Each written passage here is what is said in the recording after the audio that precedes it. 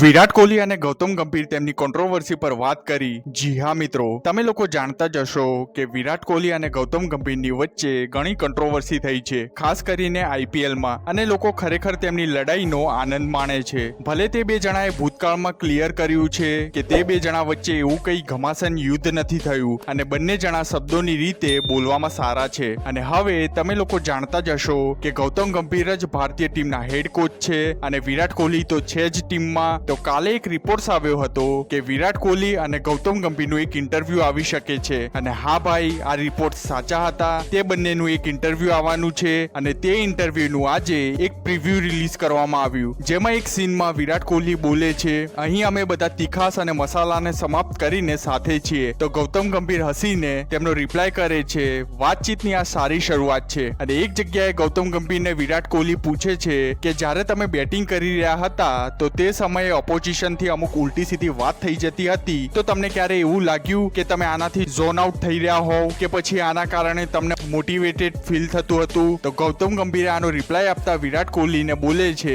મારા કરતા વધુ ઝઘડાઓ તો તમારા છે અને તમે મને આ કેમ પૂછો છો? તો આના ઉપર વિરાટ કોહલી પણ હસે છે। ભાઈ, હવે આ ઇન્ટરવ્યુમાં ખૂબ જ મજા આવવાની છે, ચાલો જોઈએ છે એ ક્યારે આવે છે। મિત્રો, તમને અમારી ચેનલમાં અપડેટ્સ ટાઈમ ટુ ટાઈમ મળતા રહેશે, તો આ વિડીયોને લાઈક કરી અમારી આ ચેનલને પણ સબસ્ક્રાઇબ કરી લેજો।